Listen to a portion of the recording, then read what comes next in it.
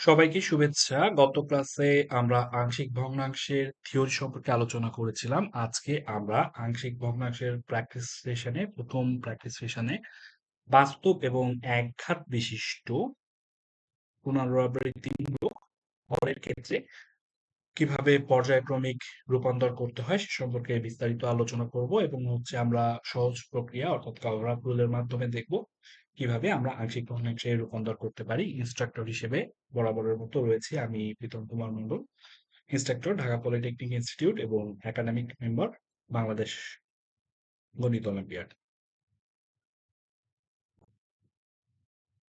আমাদের প্রাথমিক কিছু শর্ত রয়েছে, আমরা গত দিনের ক্লাসেও আলোচনা করেছিলাম যে আমাদের ভগ্নাংশগুলো কিরকম হতে হবে। তারপরও শিক্ষার্থীদের বোঝার সুবিধার স্বার্থে আমি আবারও শর্তগুলো উল্লেখ করছি। আমাদের প্রথমত ভগ্নাংশটি একটি প্রকৃত ভগ্নাংশ হতে হবে। যদি প্রকৃত ভগ্নাংশ না থাকে সেক্ষেত্রে সেটিকে আমাদের প্রকৃত ভগ্নাংশে রূপান্তর করে নিতে হবে। এরপর আমাদের ভগ্নাংশটি বাস্তব হতে হবে এবং একঘাত বিশিষ্ট হর থাকতে হবে এবং হরের কোনো পুনরাবৃত্তি হবে না। আমরা পরবর্তী প্র্যাকটিস সেশনগুলিতে দেখব যে আমাদের একঘাতবিহীন হলে এবং পুনরাবৃত্তি হলে আমরা কিভাবে সেটি সলভ করতে পারি। আজকের আমাদের যে প্র্যাকটিস সেশন সেখানে আলোচনার মূল শর্ত এটি, আমরা এই টাইপটি আলোচনা করব।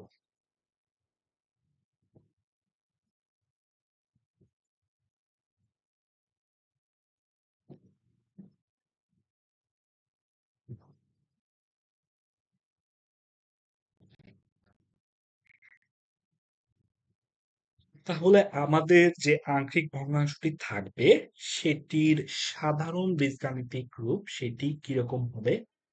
আমাদের এটির লবে সেখানে একটি এক্স এর বহুপদী থাকবে এবং হরগুলো হবে একঘাত বিশিষ্ট, যেখানে এক্স থাকবে এবং তার সাথে যোগ বিয়োগ আকারে বিভিন্ন সংখ্যা থাকতে পারে।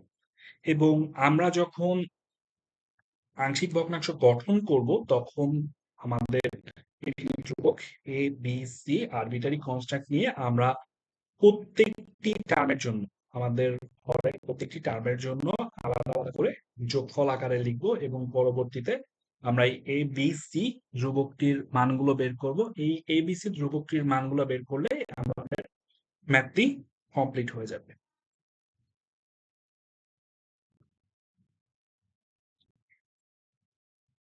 তো রূপান্তরের পর্যায়ক্রমিক ধাপসমূহে আমাদের সর্বপ্রথম একটি অভেদ গঠন করতে হবে এবং আমাদেরকে তারপর হর দ্বারা গুণ করতে হবে এবং তারপর মান নির্ণয় করতে হবে। আমরা একটু পুরো প্রক্রিয়াটি দেখি। আমরা একটি বাস্তব উদাহরণ নিয়েছি। এখানে 5x-7 divided by x-1 into x-2, এটিকে আমরা আংশিক ভগ্নাংশে পরিণত করব। আমাদের এখানে হরে দুইটি উৎপাদক রয়েছে, এজন্য আমরা এটিকে লিখেছি ইকুইভ্যালেন্ট টু। আমরা এখানে যে তিনটি সমান চিহ্ন দিয়েছি এটির নাম ইকুইভ্যালেন্ট টু। আসলে এটা ইকুয়াল না, এটা সমান না। আমরা আমাদের কাজের সাথে আমাদের হিসাবের প্রয়োজনের স্বার্থে ধরে নিয়েছি আমাদের মূল যে ভগ্নাংশটি আছে সেটি আসলে এই অনুরূপ দুইটি ভগ্নাংশের যোগফলের মতো। দ্যাটস ওয়াই এটা টোটালি ইকুয়াল না, ইকুইভ্যালেন্ট টু।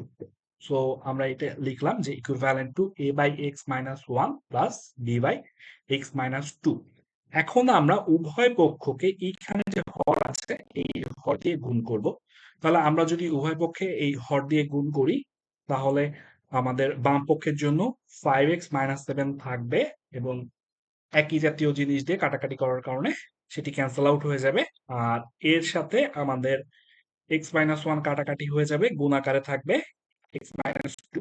বি এর সাথে আমাদের গুণ আকারে থাকবে x-1, এখানে একটা প্লাস সাইন হবে।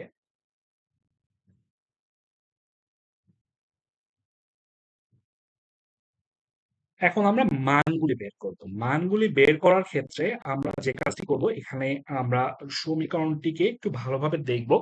আমাদের এই জাতীয় সমীকরণগুলোতে আমরা যদি কোনো একটা নির্দিষ্ট সংখ্যা ইনপুট হিসেবে দিই তাহলে দেখব যে কিছু ধ্রুবক ক্যান্সেল আউট হয়ে যাচ্ছে এবং অন্য ধ্রুবকের মানগুলি আমরা সহজে পেয়ে যাব। আমরা যদি এইখানে এক্স এর মান 2 বসাই তাহলে আমরা দেখি যে 2 মাইনাস 2 ইকুয়ালস টু 0 হবে। সেক্ষেত্রে আমাদের এই আননোনটি ক্যান্সেল আউট হয়ে যাচ্ছে। সেক্ষেত্রে আমরা বি এর মান পেয়ে যাব এবং হচ্ছে আমরা যদি এক্স এর মান 1 বসাই সেক্ষেত্রে আমাদের বি ক্যান্সেল আউট হয়ে যাচ্ছে, আমরা হচ্ছে এ এর মান পেয়ে যাব।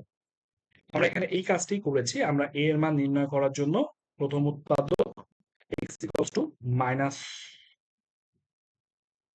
x is equals to 1 বসিয়েছি বা x minus 1 equals to 0 বসিয়েছি।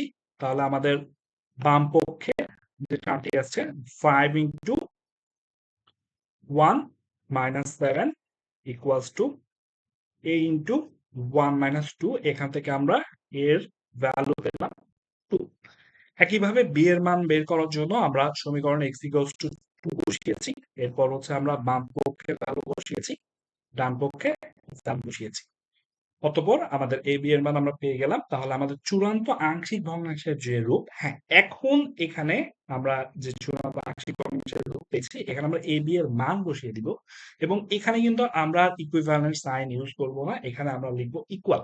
কারণ এই দুইটি ভগ্নাংশকে যোগ করা হলে আমরা বড় ভগ্নাংশটি পাবো এবং this two are totally equal. So এখানে আমাদেরকে ইকুয়াল সাইনটি লিখতে হবে এবং যখন আমরা শুরুতে আমাদের A B sir value unknown থাকবে তখন যখন আমরা লিখবো তখন হচ্ছে ইকুইভ্যালেন্ট সাইন অনুসারে লিখবো।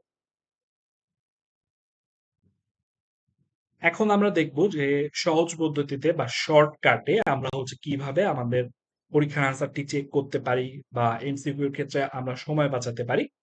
সেটি এই পদ্ধতিটির নাম কাভার আপ রুল, যেহেতু এখানে একটি উৎপাদককে ঢেকে দেওয়া হয়।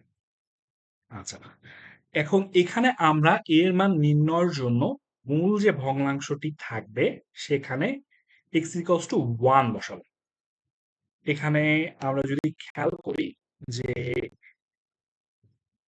এর সাথে হরের যে অংশটি ছিল সেটি ছিল x মাইনাস 1, কাজে এখানে আমরা হরটি যাতে শূন্য হয়ে যায় সেই ভ্যালুটি বসাবো। কাজে হরটি শূন্য হয়ে যাচ্ছে, এখানে 1 বসালে দ্যাটস ওয়াই আমরা হচ্ছে 1 বসাবো এই আমাদের যে বড় ভগ্নাংশটি গিভেন থাকবে এইখানে। তাহলে আমাদের a এর ভ্যালু হবে মূল ভগ্নাংশে আমরা এই ভ্যালুটি 1 বসাবো 5 into 1 minus 7 to 1 minus 2।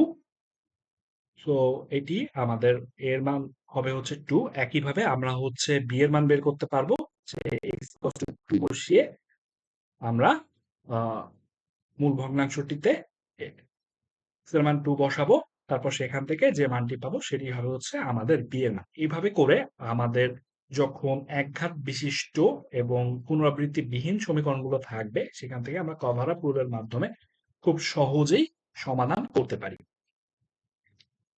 তাহলে আমরা আজকের যে বিষয়গুলি শিখলাম সেই বিষয়গুলি নিয়ে তোমাদের একটা এক্সারসাইজ আমাদের ইউটিউব চ্যানেলের লিংকে অ্যাড করে দেওয়া হবে। আমি তোমাদেরকে রিকোয়েস্ট করব তোমরা সেই প্রবলেমগুলি সলভ করো, তারপর আবার আমরা আমাদের প্র্যাকটিস সেশনে সেই বিষয়গুলি নিয়ে আলোচনা করব। তাহলে আমাদের কনসেপ্টগুলি আরো দৃঢ় হবে, আরো মজবুত হবে এবং আমাদের পরীক্ষার জন্য অনেক বেশি সুবিধাজনক হবে। সবাই অনেক ভালো থাকো, সুস্থ থাকো। সবাইকে অসংখ্য ধন্যবাদ।